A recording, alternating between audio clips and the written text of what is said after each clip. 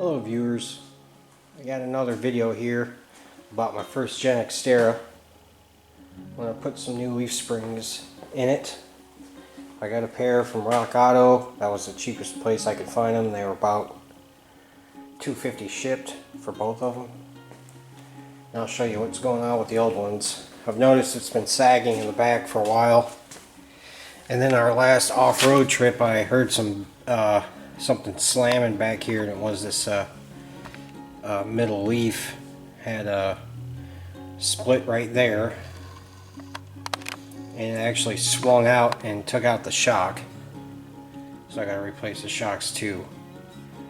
And I just put some zip ties to hold it in place so we could get home without it, you know, slamming against everything. So changed the leaf springs. First thing I did was I jacked it up, took the wheels off, and I put the stands so they're not going to interfere with me getting those leaf springs out. Okay, so the first thing I'm going to try to take off is the 4 nuts on the bottom of this plate here, the U-bolt nuts.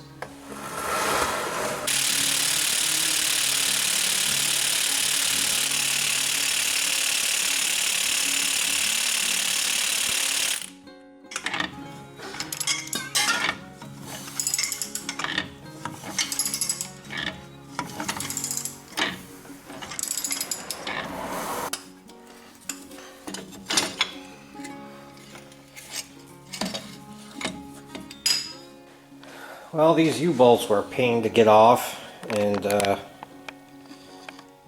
threads are pretty much wiped out. That's right where the nut would be, so I went ahead and tracked down some new ones. So let's move on to seeing what we can do to get this shackle apart. We have the shackle. And it looks to me like you take these 2 nuts off, and this whole side comes off, and this part will stay. So I'm assuming there's a stud that goes through, and then you put this, you know, other piece on and put the nuts on. Put a little oil. Maybe that'll help.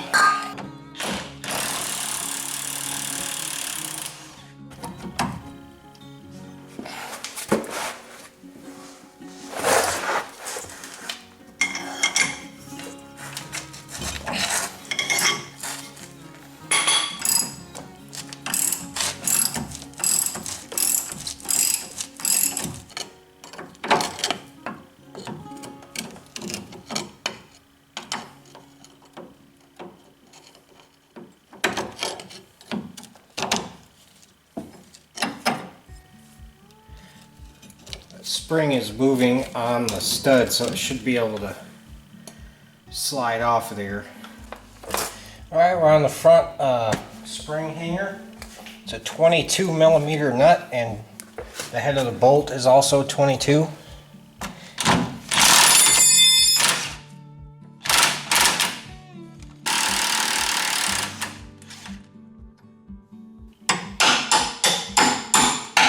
Oh yeah, it's coming right out.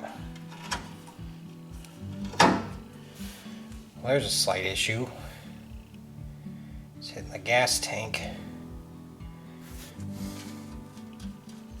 Okay, so I got the bolt out.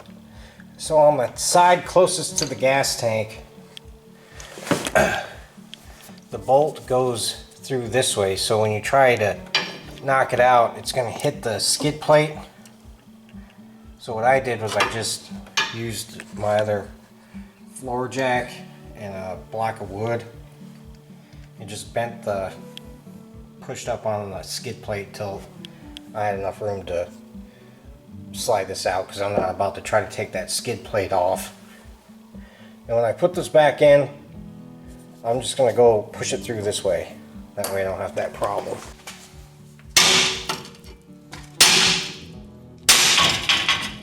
There she goes. Slide this off. While I match the springs up, I'm going to go ahead and throw the new one in on this side over here.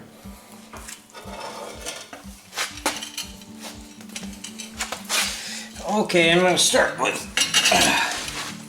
putting this one back in first on the shackle. Get the hole. There it goes.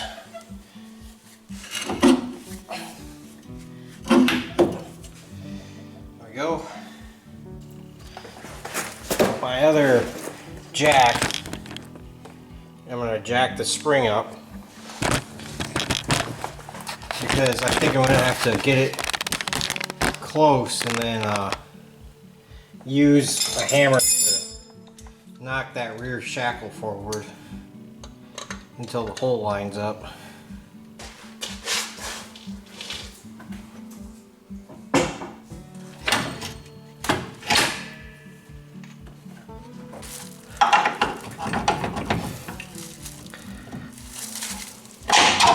There we are. That way it'll be just a lot easier this way.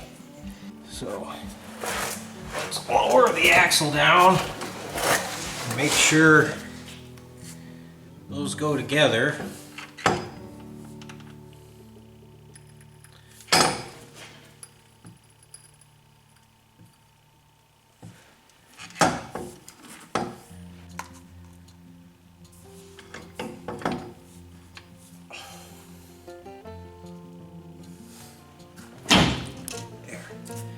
Went in.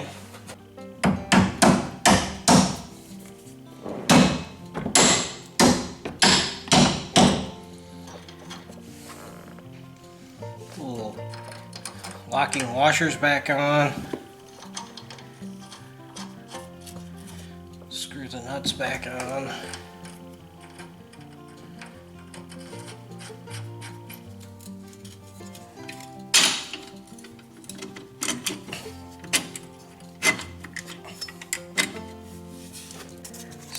Down here.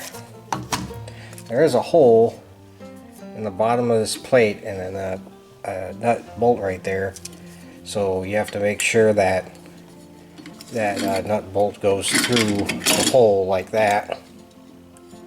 And then I'm just gonna work on, oh, in this upper pad, there's a pad up here that just floats around, so you're gonna want to make sure your U-bolts are on it. Like that. That's how it was before.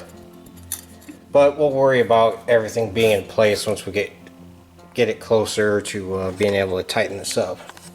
Well, I got it all finished up. Got the U-bolts tightened down and the rest of the bolts for the shackles and everything tightened down.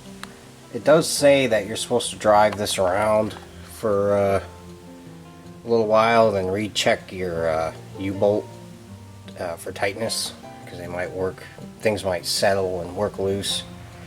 So I would drive it around a little bit and recheck those. Overall, not too bad of a job. I got lucky. Nothing was seized up in the old springs. The bushings weren't seized in the shackle or anything. So thanks for watching, and I will see you next time.